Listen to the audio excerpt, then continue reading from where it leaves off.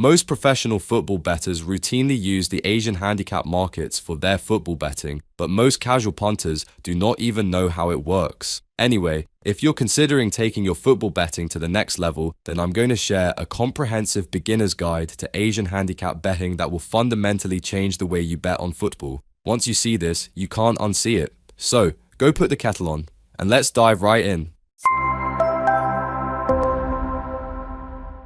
The first lesson is understanding the minus 0.5 baseline, which is the foundation of the entire handicap ladder. Most beginners don't realize that backing a team at minus 0.5 is mathematically identical to backing them in the traditional match odds market. If you take Arsenal at minus 0.5 against Brentford at a price of 1.50, you are simply betting that Arsenal will win the match. If the game ends 1-0 or 2-1 to Arsenal, you win. If it ends in a draw or a Brentford win, you lose. Why it matters to understand this baseline is that it represents the maximum amount of draw risk you can take. What most bettors do wrong is they treat this as a safe bet because they like the favourite, without acknowledging that they have zero protection if the game ends 0-0.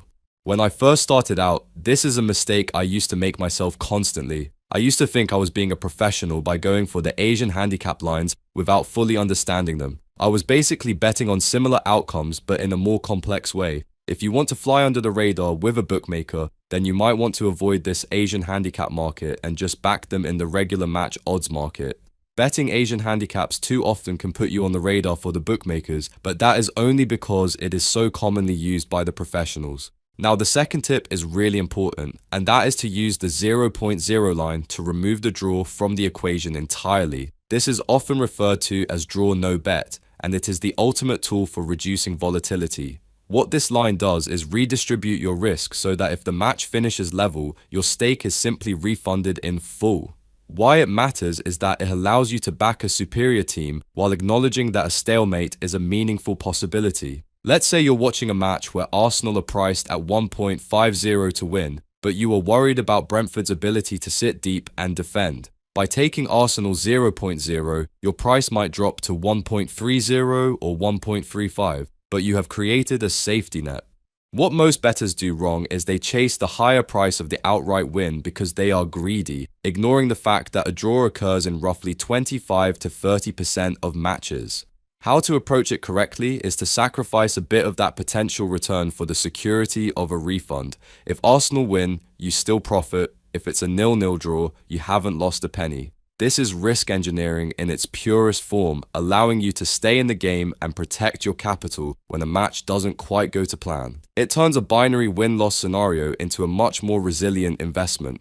This next rule is something most experienced bettors always do, and that is to align your handicap selection with the total goal expectation of the match. This is a vital connection that beginners almost always ignore. What this rule states is that the probability of a team covering a specific margin is tightly linked to how many goals are expected in the game overall. Why it matters is that if the over 2.5 goals market is priced at 2.0 or higher, it tells you the market expects a low-scoring, cagey affair. In that environment, demanding a team win by 2 goals is mathematically much harder. Conversely, if the over goals market is priced at 1.60, the increased chaos makes margin handicaps much more viable.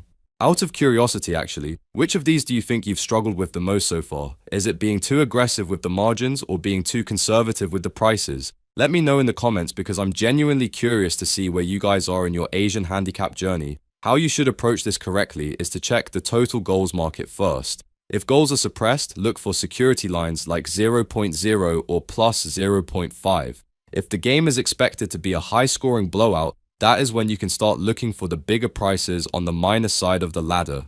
By the way guys, if you want to skip all that manual comparison and find the best handicap value instantly, the Statto app is a brilliant research accelerator. Instead of spending your morning manually checking how the goal markets align with the handicap lines across dozens of matches, you simply press the relevant prompt and let the artificial intelligence do the heavy lifting for you. It automates the entire research process and generates insights instantly, allowing you to find the genuine value spots where the probability and the handicap line are perfectly aligned. It is all about time saving and simplicity, ensuring you stay focused on the trades that actually have a professional edge. Click the link in the description or scan the QR code on the screen. This next mistake catches a lot of bettors out. And that is overcomplicating your strategy with quarter lines like minus 0.25 too early in your journey. What this mistake represents is the confusion that comes from split stakes. A minus 0.25 line actually puts half your money on the 0.0 line and half on the minus 0.5. Why it matters is that it creates a half-loss scenario. If the game ends in a draw, you lose half your stake and get the other half back. While this offers a middle ground between security and reward, it can be a nightmare for a beginner to track and manage within a bankroll. I learned this the hard way during my transition from casual betting to a more disciplined approach. I used to fall into the trap of breaking my own filters and chasing losses by using quarter lines I didn't fully understand, thinking I was being clever with my risk when I was actually just making my record keeping a mess. Every time I've ignored the rule of mastering the core lines first, I've been reminded that simplicity is usually the best path to profit. This is where most people slip up, and I was no different before I adopted a data-driven process. How to approach it correctly is to stick to the flat lines like 0.0, minus 0.5, and minus 1.0 until you can instinctively predict how they will pay out. Once you've mastered those, you can start using quarter lines to fine-tune your exposure.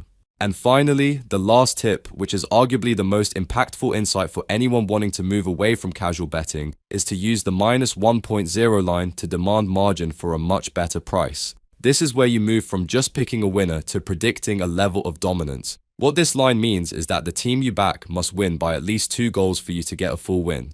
However, if they only win by exactly 1 goal, your stake is refunded in full. Why it matters is the massive jump in price. While Arsenal to win might be 1.50, Arsenal minus 1.0 could be as high as 1.90 or even 2.0. What most bettors do wrong is they see that 1.50 price and think it's too short, so they blindly take minus 1.5 for a massive price, forgetting that a 1-goal win is the most common result in football. By taking the minus 1.0 instead, you have built in a push or a refund if they only win 1-0 or 2-1. How to approach it correctly is to use this line when your data shows a team averages 2 or more goals per game and their opponent rarely scores. You are demanding a margin, but you are using the handicap to ensure yourself against the narrow 1-goal victory.